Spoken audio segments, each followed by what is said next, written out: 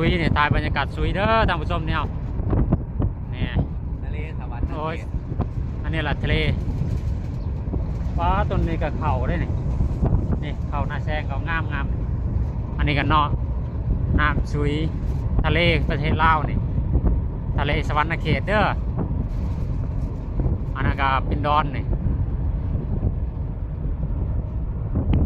หอยก็ร้ายได้นี่หอยปูปลาหน้านำเรือก็มีนี่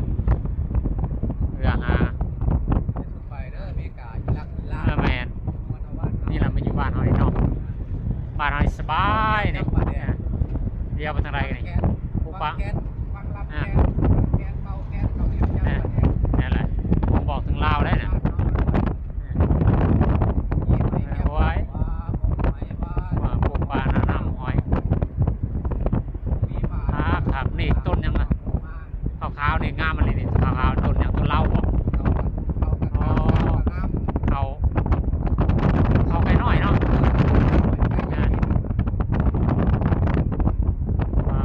คืนน้ำทะเลสาบนี่ทะเลสาบตลาดชุดแจ้งดูยังตาเนี่ยอยู่จะขึ้นอยู่เมืองตะพร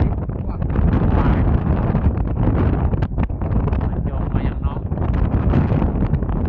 นี่รอนในวันไหน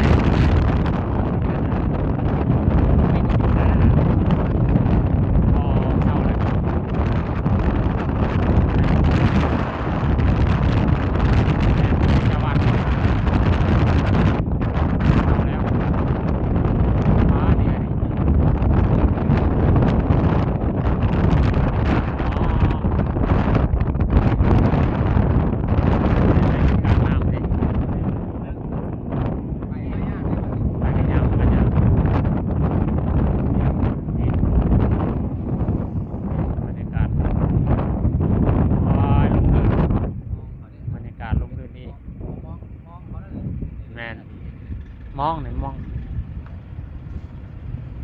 ตัวคืนน้ำคืนในทะเลสาบอยู่กลางดอนก็นะดอนเงินในนี่ดอนเงินก็นะ